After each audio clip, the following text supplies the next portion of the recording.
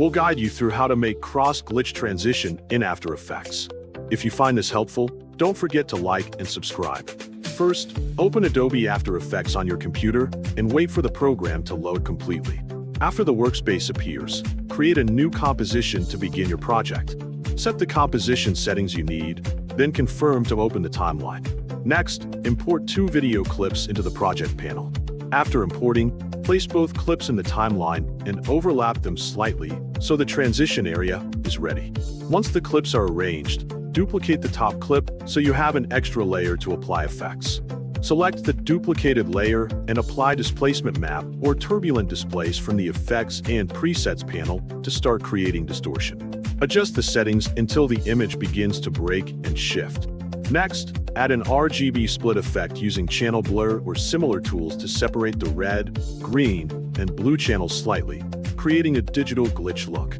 After that, create a cross shape using a shape layer and position it in the center of the frame. Use this cross shape as a mask or track mat to control where the glitch appears on the screen.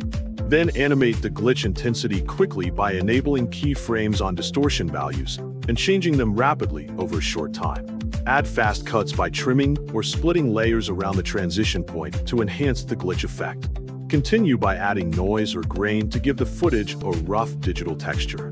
Next, create a flicker effect by animating opacity keyframes, switching values up and down quickly to simulate screen flickering.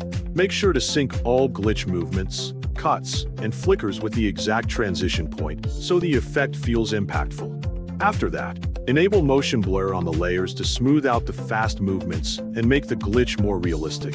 Once all effects and animations are set, preview the result by playing the timeline from the start of the transition. Check that the glitch distortion, cross mask, and flicker timing all work together smoothly. Adjust any keyframes or effects if needed. Finally, add the composition to the render queue and click Render to export the final video.